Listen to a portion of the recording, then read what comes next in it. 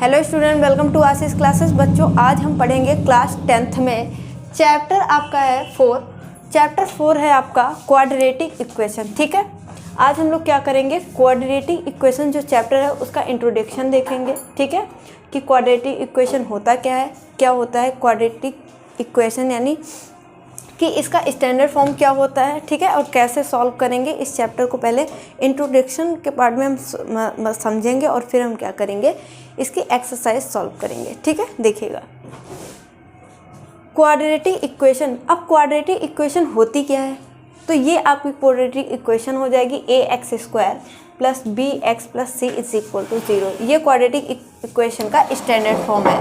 क्या है standard form? ठीक है, x² plus bx plus c बराबर 0।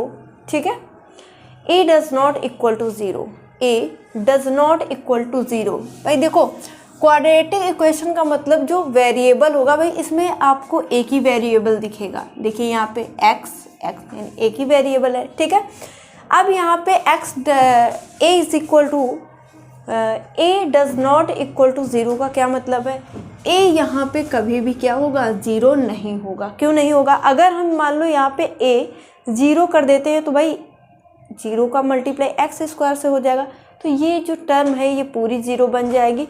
तो क्या ये क्वाड्रेटिक इक्वेशन रहेगी? नहीं रहेगी। ठीक है, क्वाड्रेटिक इक्वेशन का मतलब वेरिएबल की पावर 2 होनी चाहिए।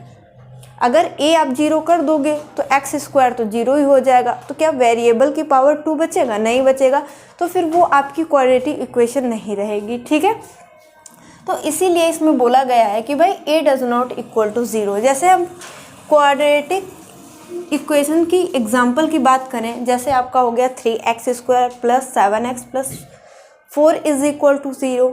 यहाँ पर भी देखिए वेरिएबल की पावर कितनी है, 2। वेरिएबल की पावर कितनी है, 2। यानी जब क्वेश्चन में वेरिएबल की पावर 2 हो तो उससे हम क्या जानेंगे कि ये हमारी क्वाड्रेटिक इक्वेशन है। ठीक है, यहाँ पर देख लीजिए 2x² plus x minus 6 is equal to 0। यहाँ पर भी ये आपकी क्वाड्रेटिक इक्वेशन का एग्जाम्पल है। ठीक है, तो यहाँ पर भी क्या होगा भाई, a does not equal to 0। जो यहाँ पे a होगा यानी 2, ये क्या कभी 0, यहाँ पे क्या है भाई, यहाँ पे कांस्टेंट वैल्यू कितनी है, 2 है ना, तो क्या 2 के जगह पे कभी 0 हो सकता है? नहीं हो सकता है। ठीक है, उसके बाद देखेंगे अगला एग्जाम्पल कि 2x² plus 4 is equal to 0। ठीक है, तो ये आपका क्वाड्रेटिक इक्वेशन का ये भी एग्जाम्पल है, और 2x² इज इक्वल टू 0, तो ये भी आपका क्वाड्रेटिक इक्वेशन का एग्जाम्पल है। ठीक है, तो इतनी चीज़ें समझ में आ गई। अब हम लोग आगे देखते हैं। ठीक है, इसके बाद हम लोग क्या समझेंगे यहाँ पे कि जो क्वाड्रेटिक इक्वेशन आपके पास गिवन होगी उसको किस तरीके से हम सॉल्व करेंगे। ठीक है, तो उसके यहाँ पर 2 मेथड दिए होंगे, 2 मेथड है। जो पहला मेथड है यहाँ पे, फर्स्ट मेथड आप कह सकते हैं इसका फैक्टराइजेशन मेथड है। ठीक है, और दूसरा जो मेथड है बाय यूजिंग क्वाड्रेटिक फॉर्मूला। भाई इन 2 मेथड को हम बहुत ही अच्छे से समझेंगे इस लेक्चर में। ठीक है, तभी आप क्या कर पाओगे, एक्सरसाइज सॉल्व कर पाओगे। ठीक है, सबसे पहले फर्स्ट नंबर पे देख लीजिए फैक्टराइजेशन मेथड क्या होता है। तो फैक्टराइजेशन मेथड जो आपका है, ठीक है, एग्जांपल के लिए हमने ये कोई एक क्वाड्रेटिक इक्वेशन ले ली कि 2x²। ठीक है, एग्जांपल के लिए हमने ये कोई क्वाड्रेटिक इक्वेशन ले ली। ठीक है, 2x² plus x minus 6 is equal to 0।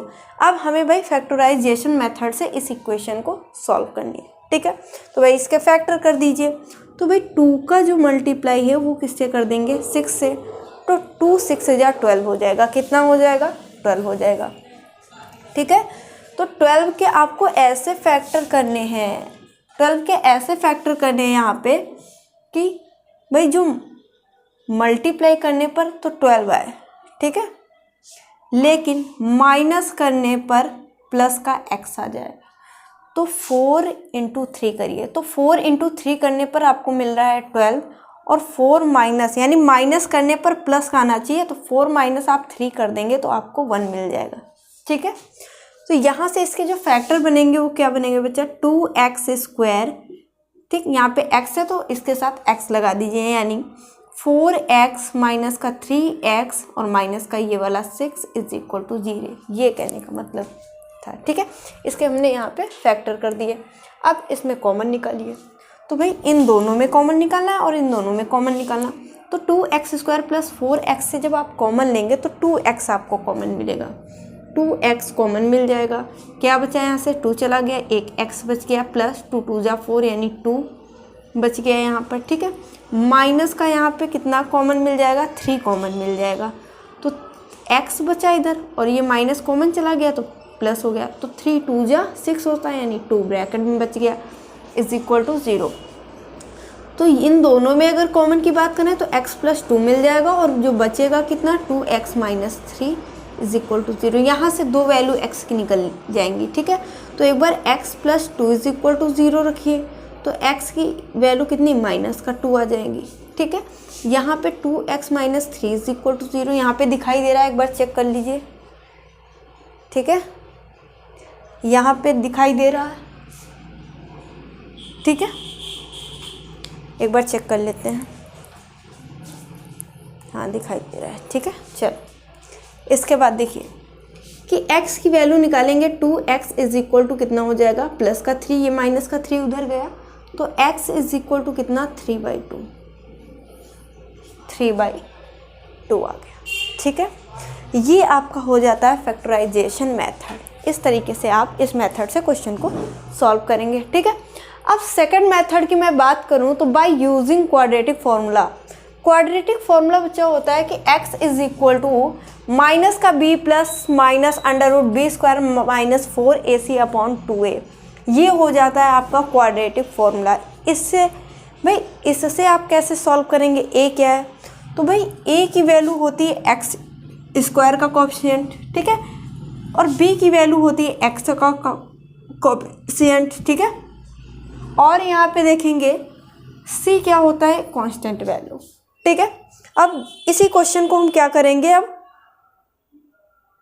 Quadratic formula से सॉल्व करेंगे। क्वेश्चन लिख लीजिए क्या है कि 2x² प्लस का 4x 2x² ये है x और माइनस का 6 = 0। यही तो क्वेश्चन है, 2x² प्लस x माइनस 6 = 0। अब यहाँ पे इसको by using quadratic formula, quadratic फार्मूले से इससे सॉल्व करना है हमें, ठीक है। तो यहाँ पे सबसे पहले हम a b c की वैल्यू निकाल लेते हैं। तो a की वैल्यू जो निकलेगी वो कितनी, a मतलब जो x² का कोएफिशिएंट होता है, तो a की वैल्यू कितनी आ जाएगी 2, b की वैल्यू यहाँ से यानी x का कोएफिशिएंट यहाँ पे कितना है 1 हो जाएगा, और c की वैल्यू कितनी आ जाएगी, कांस्टेंट वैल्यू यानी माइनस का c आ गई, ठीक।